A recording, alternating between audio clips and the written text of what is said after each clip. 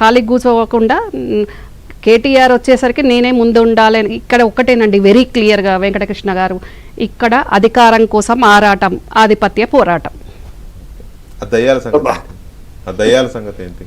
ఇంకా దయ్యాల సంగతి అన్నప్పుడు వెరీ క్లియర్గా చెప్పాలి. మరి దయ్యాలు అంటే ఇప్పుడు ఇక్కడ ఇంకోటి కూడా అనుకోవాల్సి వస్తుంది. మా నాన్న దేవుడు చుట్టూ దయ్యాలు ఉన్నాయి అనేది, అంటే వాళ్ళ అమ్మ కూడా దయ్యమేనా? మరి అమ్మా నాన్న దేవుడు అనలే కదండి. మరి అక్కడ అమ్మా నాన్న దేవుడు అనలేదు, అక్కడ నాన్న దేవుడు అని స్పెసిఫిక్ గా చెప్పింది, మా నాన్న దేవుడు అని. ఇప్పుడు ఎట్లయితే కేసీఆర్ గారు బీఆర్ఎస్ ఆగు తమ్ముడు, నువ్వు మాట్లాడినా సరే నేను మాట్లాడలేదు కదా. కాదండి, ఇప్పుడు ఇందాక స్టేట్మెంట్ లో ఏమంది, రెండు కన్నుల్లో ఒకటి జాగృతి, ఒకటి బీఆర్ఎస్ కేసీఆర్ గారు అన్నది. అట్లాగే మా అమ్మా నాన్న దేవుళ్ళు, చుట్టూన్న వాళ్ళందరూ దయ్యాలు అని చెప్పాలి.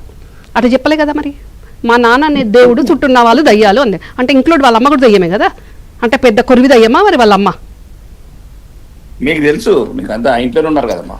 పాపం ఆమె ఏం చేస్తుందండి, ఆమె ఏం చేస్తుందండి వాళ్ళ లేదండి లేదండి భార్యగా, కేసీఆర్ గారు భార్యగా ఆమె ఏనాడు రాజకీయాలు ఆగో ఇగో, ఇప్పుడు వైఎస్ రాజశేఖర రెడ్డి గారి భార్య లాగా కూడా వచ్చిన మనిషి కాదు ఆమె బయటికి కదా. అది మీకు కనిపించదండి, అది మీకు కనిపించదండి. బీఆర్ఎస్ ఉన్న వాళ్ళందరికీ కనిపిస్తుంది, కుటుంబ సభ్యులం మాకు కనిపిస్తుంది. ఆమె ఇన్ఫ్లుయెన్స్ ఎంత ఉంటది, ఏముంటది అని. ఆమె కాళ్ళు మొక్కిన వాళ్ళకు పార్టీలు ఎదురు తిరిగిన వినండి.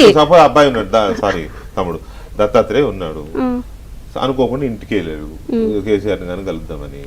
ఆమె శోభా మేడం గారు కూడా ఉంటారు అనుకోండి, ఆమెతో పాటు ఆమె కూడా జస్ట్ కాల్ టచ్ చేస్తారు. That is not okay. అట్లా కాలు మొక్కగానే పదవులు ఇచ్చేస్తారా? జెండా మోసిన వాళ్ళకి ఇంటి ఆడబిడ్డ ఆడమనిషి మాట్లాడుతుంటే మాట్లాడు జెండా మోసిన వాళ్ళు.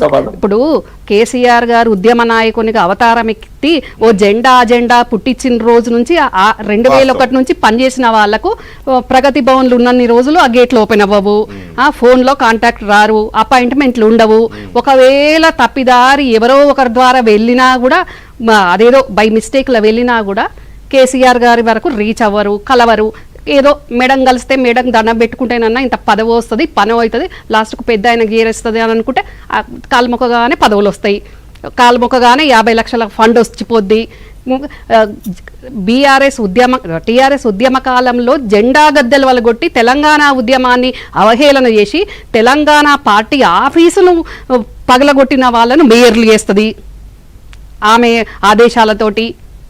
మరి తమ్ముడు దత్తాత్రేయ నువ్వు కూడా అట్లా ఫాలో అయిపోయి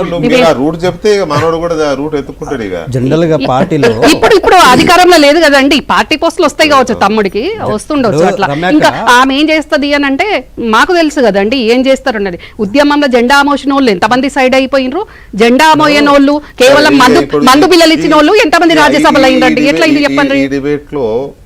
అన్ఫార్చునేట్లీ సారీ శోభం గారు, యాక్చువల్గా కవిత గారు ప్రెస్ మీట్ మీదనే అంటే మీరు దయ్యాలని అడిగిన కాబట్టి ఆ టాపిక్ వచ్చింది వెంకటకృష్ణ గారు, నేను తీయలేదండి.